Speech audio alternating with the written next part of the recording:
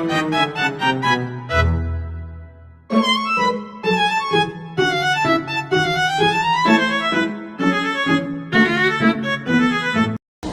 Assalamualaikum warahmatullahi wabarakatuh.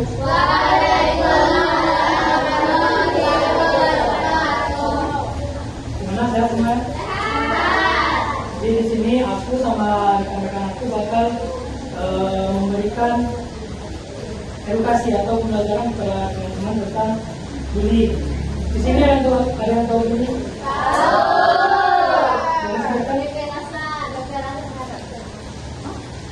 Selain itu?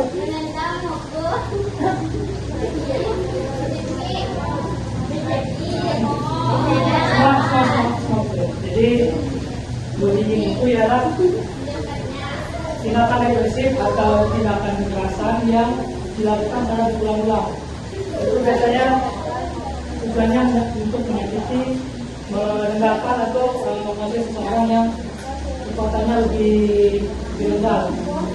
Contohnya kayak tadi menendang, memukul, terus banting atau semacamnya. Terus bullying ini juga punya banyak macam, ada 4. Yang pertama ada bullying secara fisik, yang tadi yang tadi. Terus yang kedua ada bullying secara verbal. Biasanya itu kayak yang mencaci, mencemooh, yang bersifat verbal. Terus yang kedua bullying secara sosial. Sosial ini biasanya dia seperti verbal tapi kepada lingkungan yang lebih besar, kayak mengecilkan atau ya banyak. Yang keempat ada cyberbullying. Ada yang tahu cyberbullying? Jadi cyberbullying ini dia mirip-mirip juga seperti verbal sama sosial tadi, tapi dia ini dalam lingkup sosial media, kayak memberi komen di YouTube, di TikTok, dan sebagainya.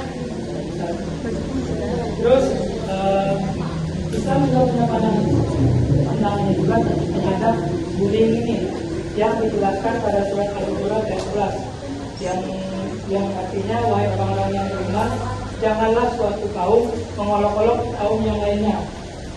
Di Islam saja sudah dijelaskan bahwa janganlah, sudah dijelaskan. Jadi bullying ini sifatnya haram, tidak tepat. Sebelumnya mungkin akan dijelaskan lagi ya.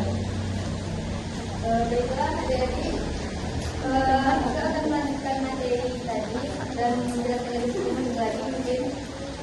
Tadi ada yang tahu nggak apa aja bentuk bullying yang diterangkan abang tadi? Ada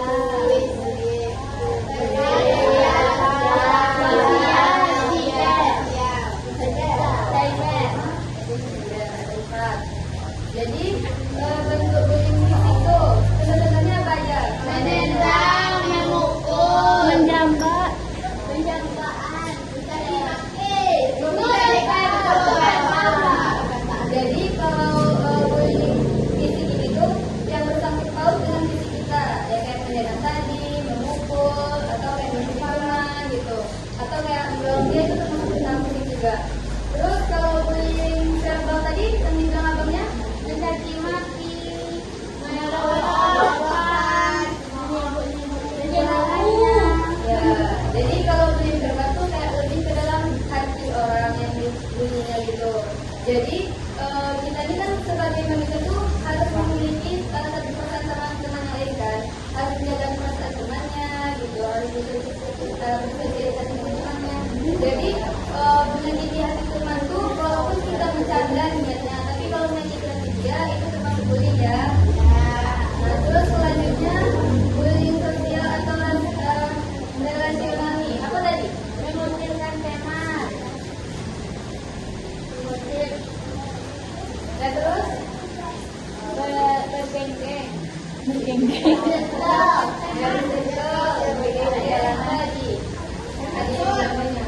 maksud dalam hati temannya. Pokoknya itu semua yang tersangkut dengan sosial lingkungannya. Ya, misalnya kayak ada nih kita satu pertemanan kan di sekolah, tapi ternyata di sekolah itu kayak kita tuh nggak usah lah dia sama dia gitu kan, dia gitu. Berarti itu termasuk sosial. Ya. Jadi kita tuh nggak boleh ya bertemu dengan teman, semuanya harus kita berteman, kita rangkul semuanya. Terus selanjutnya apa tadi? Bilang apanya? Terakhir dari bel.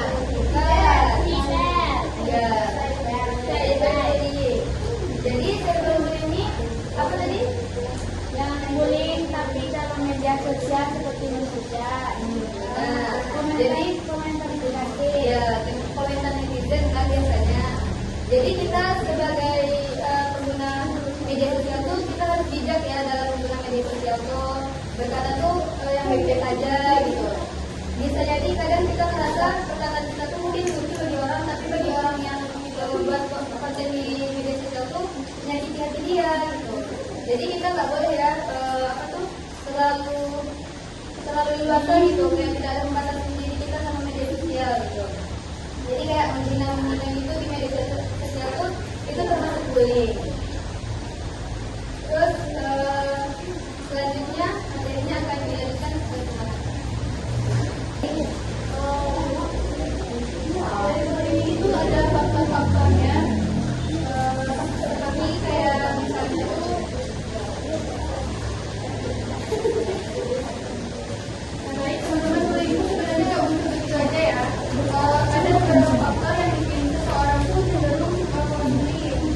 Nah, supaya kita paham, yang pertama tuh ada faktor individu yang dimana tuh kadang bullying itu muncul karena karakter atau pengalaman pribadi seseorang gitu. Nah, misalnya tuh kadang kurang rasa empati dan nggak bisa memahami perasaan orang lain gitu. Nah, menurut teman-teman nih, apa sih yang terjadi kalau seseorang tuh nggak empati?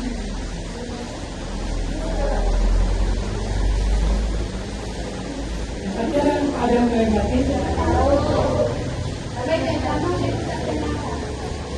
Iya. Nah, kalau orang yang nggak ada empati itu Komentarnya sama orang lain. berkenaan sama orang lain ya, itu masuk bullying kan? Ya. Ada juga yang sengaja mau merasa pelajaran juga yang sengaja mau merasa lebih kuat dan atau lebih terkenal gitu. Ada kan orang yang mau terkenal terus bullying sama bully orang yang di bawah mereka gitu loh, gitu kan. Nah, bahkan beberapa pelaku tuh justru pernah jadi korban bullying sebelumnya gitu kan.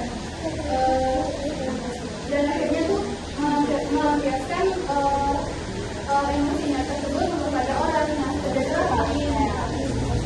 Selain itu ada juga kesulitan mengontrol emosi sehingga terus gampang marah dan tidak bisa mengelola perasaan dengan baik. Nah, selanjutnya ada dalam faktor lingkungan pertemanan. Nah, lingkungan pertemanan itu juga bisa mempengaruhi munculnya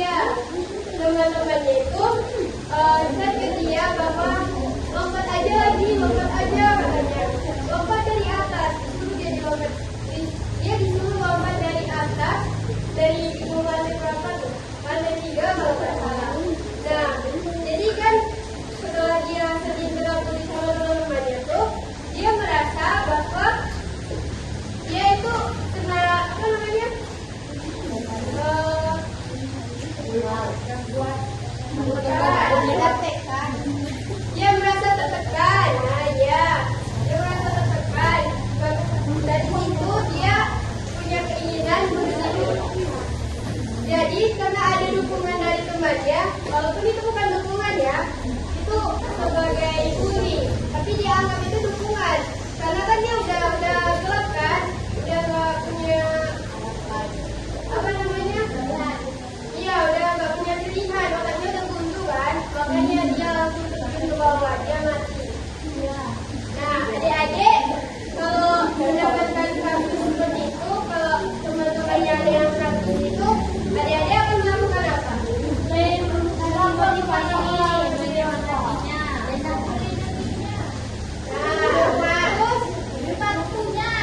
Nah, kalau kalian tidak bisa membantunya gimana? Kalau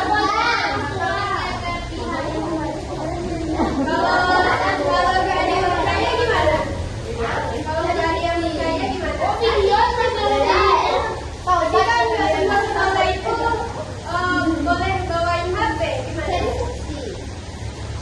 Kalau saksinya cuma sendiri gimana?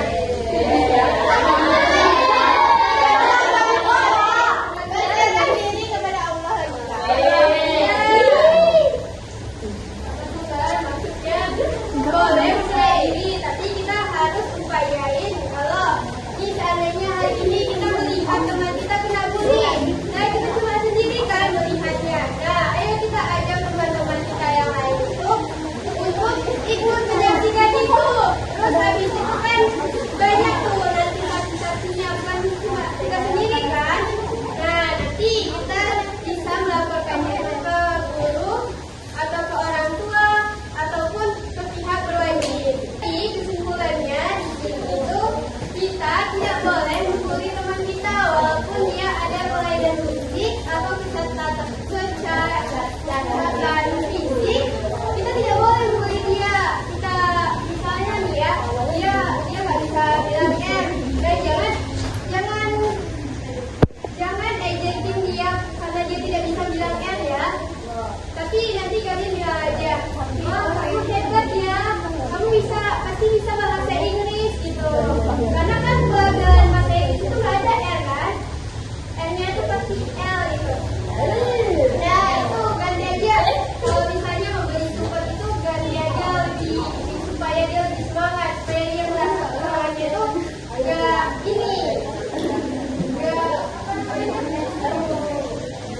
nggak merasa terbatas gitu. Ya, oke. Kakak berikan kesempatan kepada teman-teman supaya mendapat Baiklah, mungkin sekian materi yang bisa kami kasih ke teman-teman. Kakak ini, assalamualaikum warahmatullahi wabarakatuh.